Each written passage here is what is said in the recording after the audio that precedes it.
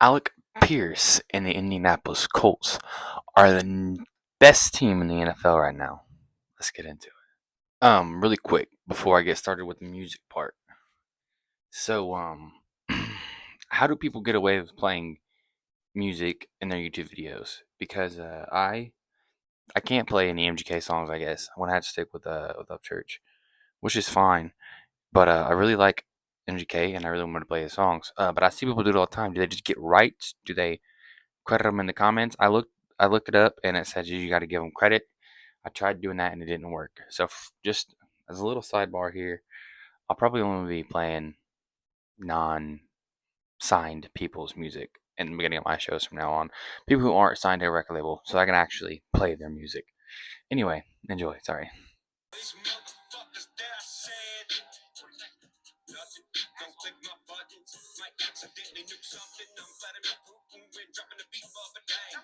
I'm in the gang, a bottle of Bombay. I got the sauce, pick up sauce, walking the parkway. Running lane so long on the interstate, y'all. Forget the face sitting sideways on the wall. Bullets, running, rubber, burn it, pump it, country, cousin, rent it, button, drink it, smoke it, send it. I don't care, fuck 'em. Cause this shit right here, hillbilly thuggin'. 28 on the money car load, it's old and rusted. Hit the game while I drive in the seat, I pour the paint. Bucket.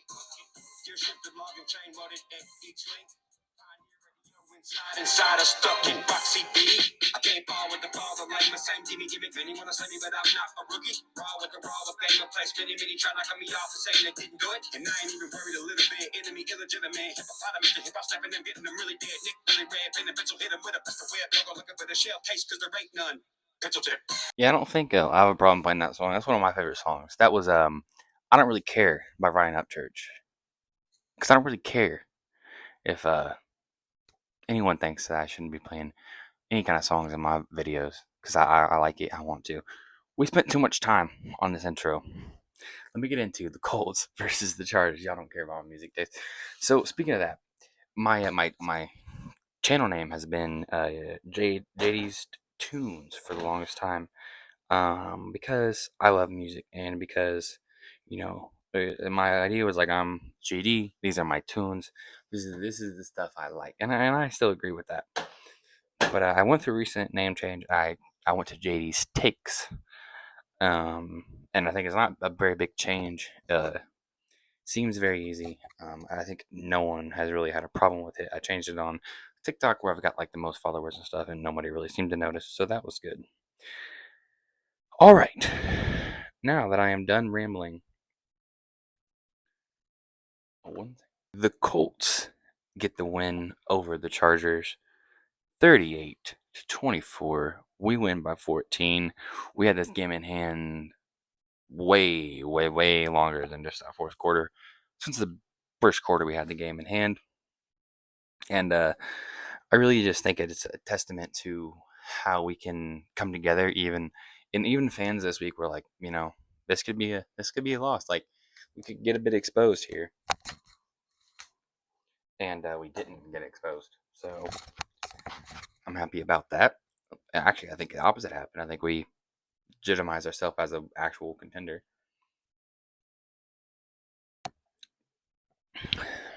Um, a lot of we of course are 6-1 now. So I mean, I don't understand. Like Will Compton, you guys know him from that Bustin' in the Boys, said that we were overrated before the game. We hadn't played a real opponent. And he ate his words on Twitter. Everyone absolutely flamed him and came for him badly because we had that game in hand since the second quarter. Justin Herbert looked like a little kid out there. Like it was very bad. I mean, I'm not really sure what the haters are gonna have to say at this point. Like it's just like the Pacers last year, man. It's so crazy because here's the Pacers last year, and they're going on this ridiculous run. Every single national media outlet, every one of them counted the Pacers out. It's like besides Pat McAfee, that's why his jersey is back there. You know what I'm saying? Like, but everyone counts the Pacers out. Everyone counts any Indiana team out. That's all good. Don't need you. honestly, keep hating. We use it as motivation. Like we have such great leaders on this team that it just doesn't affect us. I don't think I just generally don't think it's a problem at all. And I mean, like we have the best running back in the NFL, without a doubt. The best core of receivers in the NFL, without a doubt. Probably the best line in the NFL, without a doubt. Our defense, although banged up, I mean, can't ask for too much better. They did let up some points in that second half, but I believe it was 20-3 when we went into the half. So I don't understand why people can't see it. Is it because we're in Indiana? Like, is that really all it is? Because I can look at other teams and think that they're good. I mean, the Bucks are great. Let me think of who else is great. The Bills are really good. I mean, the Eagles are great. I mean, other teams are good. It's just we are also good. Um, I think there is. I mean, number one, I think we're gonna win the Super Bowl. That's just how I feel. Like as a fan, I feel that. But like, if I wasn't a fan, I was just looking at this. I'd say we're gonna win the AFC and go to the AFC Championship minimally, at least. I'd say. I mean, I think Shane Steichen's up for Coach of the Year. And I'm just going over before we really start diving into what happened during this game, doing any kind of stats and talking. I'm just doing a little bit of a giving out a bit of flowers and just kind of thoughts about the game before I actually get into stats and stuff. But I think that Shane Steichen has a legit chance at Coach of the Year. Um, to take a team from last year that was 9-8, and to bring it to what it is crazy, and to be able to coach Gardner Minshew, Anthony Richardson, Joe Flacco to 9-8, no 9-8 win, a team win, excuse me, or an 8-9 year. It's still kind of impressive, and I know that sounds crazy, but when you have not good quarterback play in the NFL and you're the head coach, it's tough for you to do your job correctly because of so much of the game depends on that quarterback. So, but I think he's earned that for sure, Coach of the Year. To this point, 7 weeks in, I think Todd Bowles could be another one. Daniel Jones, or one more thing, I think JT is playing like the MVP, or if at least the offensive player of the year. It's 3 games with 3 touchdowns for JT. He's had 10 touchdowns. That's I'm gonna just read this stat so I don't mess it up real quick. I've got it pulled up like right here.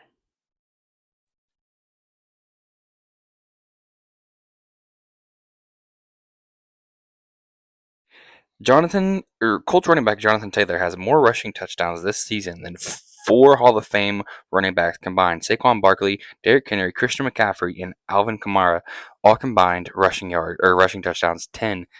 10. Also, Taylor has 10 by himself. They're the wins. Dolphins, Titans, Raiders, Cardinals. Lucky with the Broncos. They're overrated at 5-1. I would disagree with that. I think this is a very good offensive line. They've got a guy who's playing offensive rookie of the year football, and Tyler Warren. Daniel Jones has been absolutely fantastic. I think they got one of the best slot receivers, Josh Downs, in football. The only caveat I'd say is this is the first week this season that this past game against the Cardinals, Daniel Jones this year looked like Daniel Jones of the past. Through one rip. No, he didn't. No, he did not. I mean, he didn't look great versus the Cardinals, Dano, but he didn't look like fucking Daniel Jones of the Giants. Anyway. Bad interception, should have had another one. Is that the blip in the season, or is that Nope. Going back to reality? All right, you want a nice play from it? It was a blimp. Bro, I know the Chargers media kind of probably pissed the fuck off because they had it, dude. They posted They posted this. It says, hold on one second. On our way to steal the moon, right? The Colts. This is some savagery by the Colts media right here.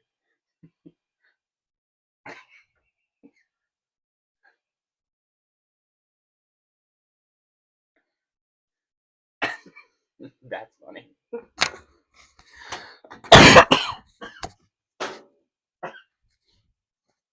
But anyway,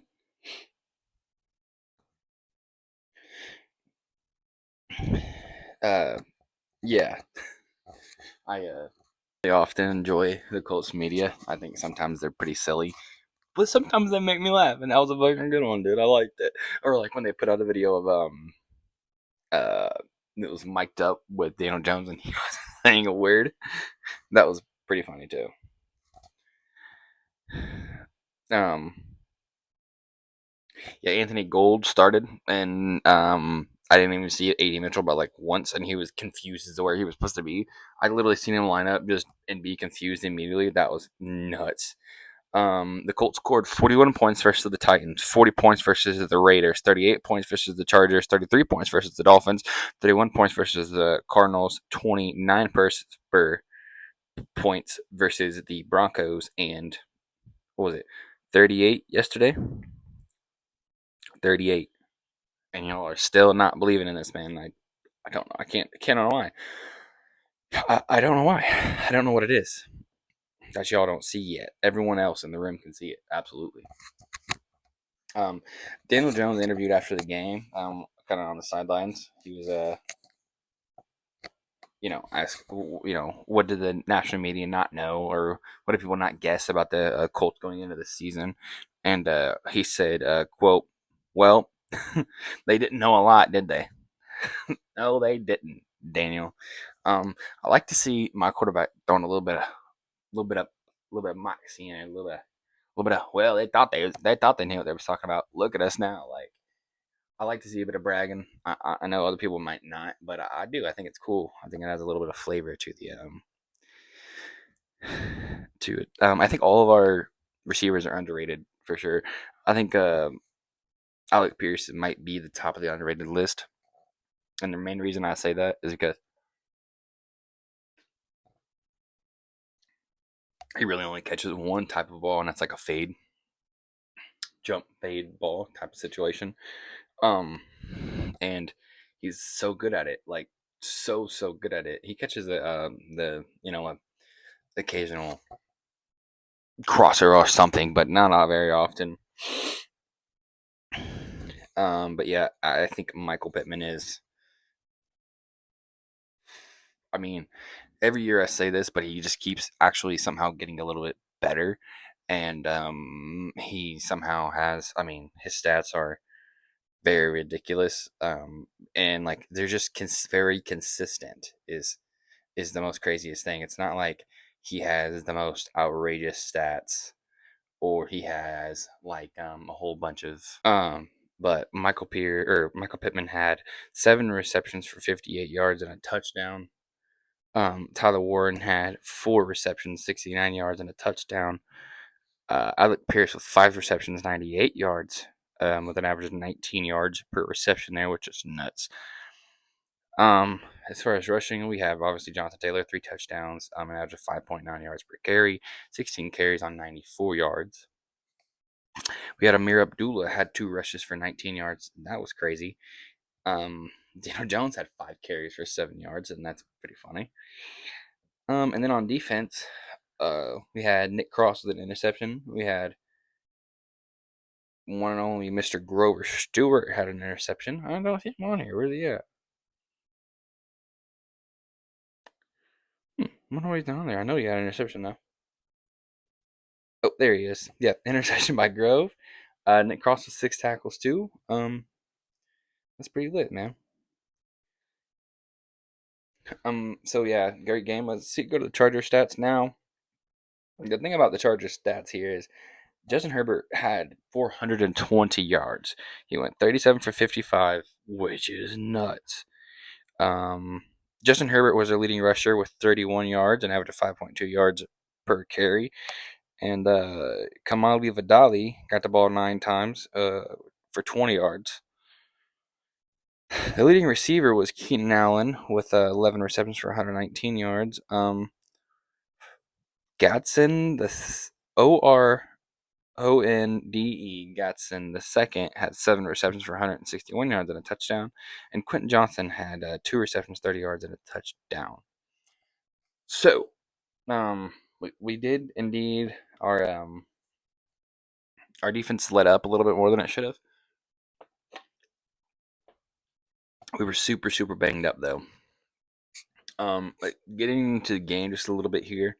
The Colts, they jumped out to an early lead. They had a commanding lead heading into the halftime, 23-3.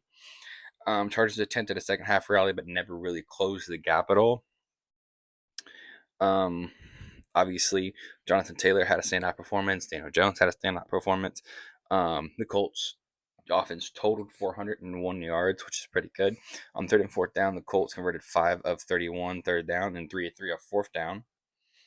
The Chargers' issues. See, Justin Herbert had strong numbers, 37 for 55, 420 yards, 3 touchdowns, but also had 2 interceptions. Despite Herbert's performance, the Chargers only rushed for 54 yards on 16 attempts, and that's a very big negative.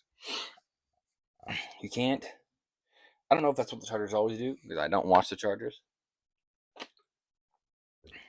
but you got to run the ball, man. I don't know why I don't know why I'm giving you advice, but run the ball. Get somebody who can run the ball and then run it. Defense gave up early touchdowns, allowing Taylor's first run early in the game, and they just couldn't stop the momentum in their own hometown, which is nuts. Why this win really matters for the Colts? Beating a recognized opponent on the road, the Chargers were home favorites and had success versus the Colts. A win like this just speaks volumes for us. It really does go a long way in our, at least it should, in our sway with the national media in general. I don't know if it actually will, but it should. The Colts came out with a very balanced attack. The Colts demonstrated they can both run Taylor and pass with Daniel Jones effectively, and that's a very big key to sustained success. Big plays and execution.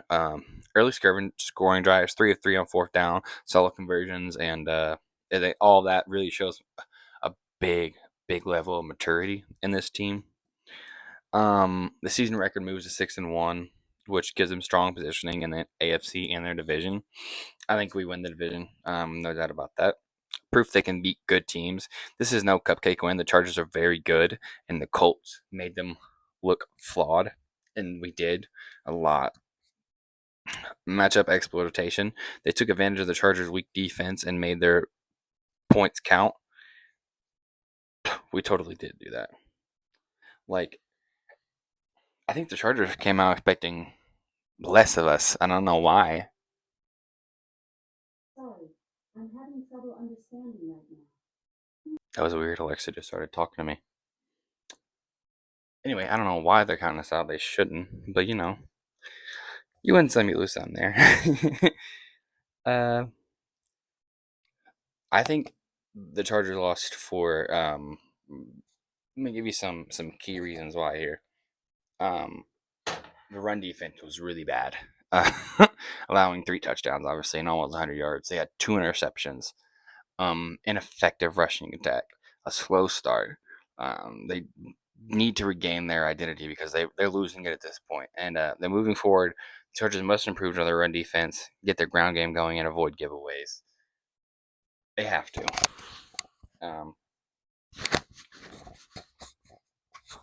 Taylor, biggest matchup here was Taylor versus the Chargers run defense, and I think we proved who was better at that.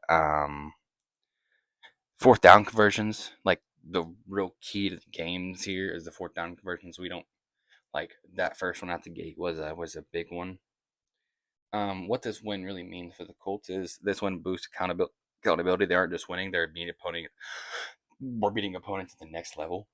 Like we are crushing these guys. It sets up momentum for upcoming games. If they keep this up, serious playoff positioning is realistic. division up implications. Being 6-1 and showing dominance helps their lead in the AFC South. I think that we have a pretty comfortable lead in the AFC South. We'd have to shit the bed pretty hard to lose it at this point. Um, I think the Chargers had a pretty big whoa. I think the Chargers had a pretty big reality check, if I'm being honest with you. They really exposed some of their weaknesses. Like it's it was pretty bad. Um, I really think that Jonathan Taylor and this Colts team is special. I think they're different. I think that uh, um Colts past since Andrew Luck really retired. I've not had a ton of really honestly not gone into the year with a bunch of high hopes. This year I didn't. I didn't think Daniel Jones was going to do much. I was proven wrong, and I'm glad I was. Daniel Jones is an absolute unit at this point. He makes decisions when he should. He doesn't throw every single pass absolutely correctly, but I don't think any quarterback ever will throw every single pass correctly. But I think he shut a lot of those haters up this game. I think our whole team did. Um, 6-1, man. 6-1. Are you not yet entertained? Like, I don't know what we're going to have to do to prove to this national media people that we mean business and we're going to the playoffs this year.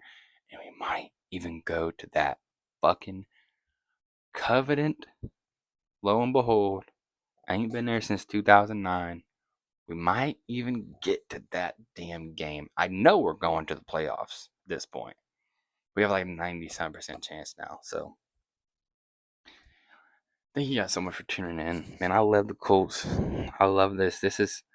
I couldn't, I mean, you can't ask for a better. I mean, you could not ask for anything more or better. I mean, there's always stuff to clean up, but watching those locker room speeches and just people talk about the Colts and it's man, it's beautiful. Like watching Shane Steichen just coach this team, yell, scream. We have a passionate coach. We have a passionate quarterback. We have a passionate team. We have a passionate fan base. We have a passionate city, a passionate state. Um, I'm really, really looking forward to the rest of this season. I'm looking forward to next week, even. Once again, take on the Tennessee Titans. Can you believe that? I mean, no, honestly, I'd predict a blowout. I mean, if I'm being honest with you guys, I'd predict a blowout. But I thank you guys so much for watching, and I'll see y'all in the next one.